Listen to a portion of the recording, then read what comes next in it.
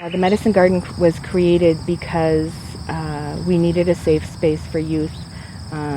Many times our youth felt the safest here at the farm, and then with this space opening up, it was a place for our youth to connect with the earth in another way. While we're working on the farm, we're touching the soil, we're working with plants, and it's all important for our mind, body, and spirit. And then this place is a good chance for us to really connect with ourselves spiritually and connect with each other.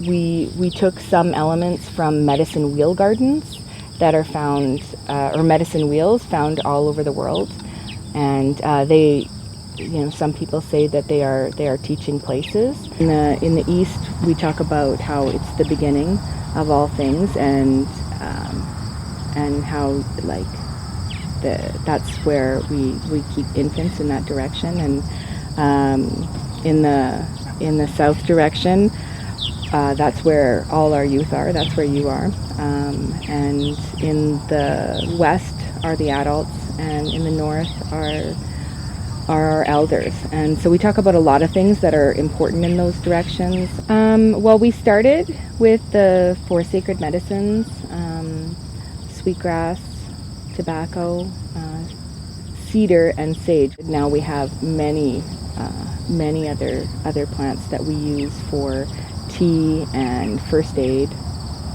and medicinal uses. My name is Kyler Harper.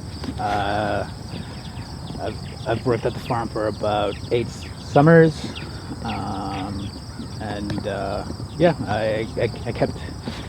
took care of the medicine garden for about maybe 3 years after Sarah left.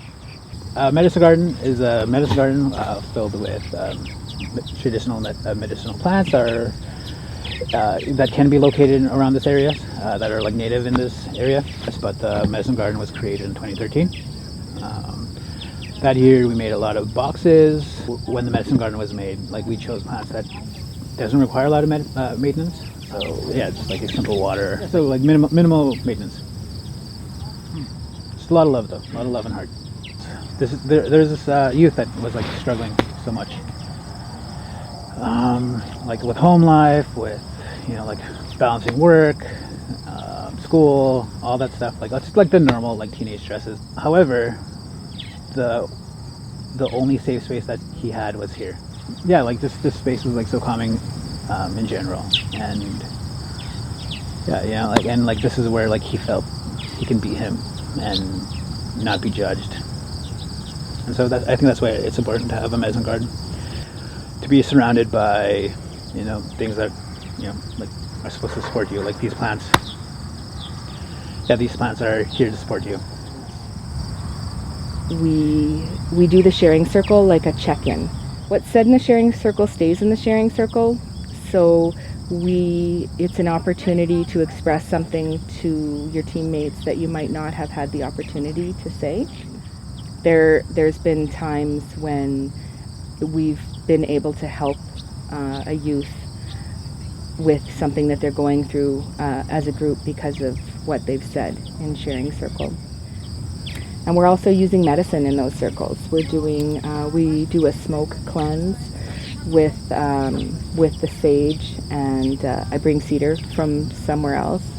Usually our sweetgrass is pretty sacred. We don't have that much of it, so we may use it in some tea or some drinks, and if we're really lucky, we would get to braid a little bit of it.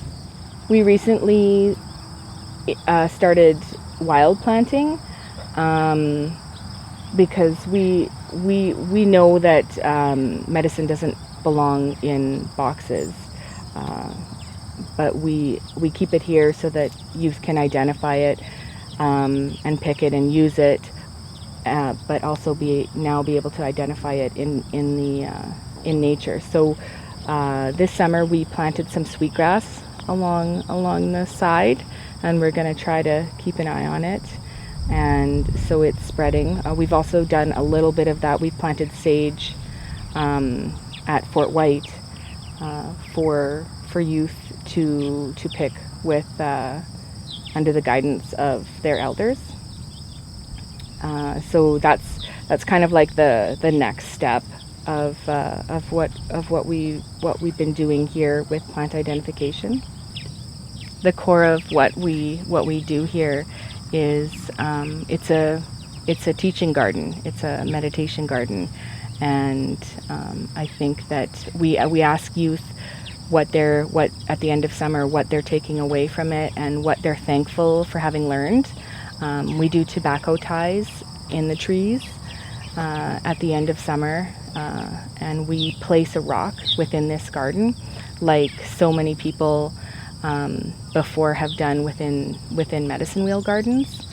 So we have this place in this huge history of our world, and we're a part of something bigger, and that's really good for our youth to have that connection with the people and the land.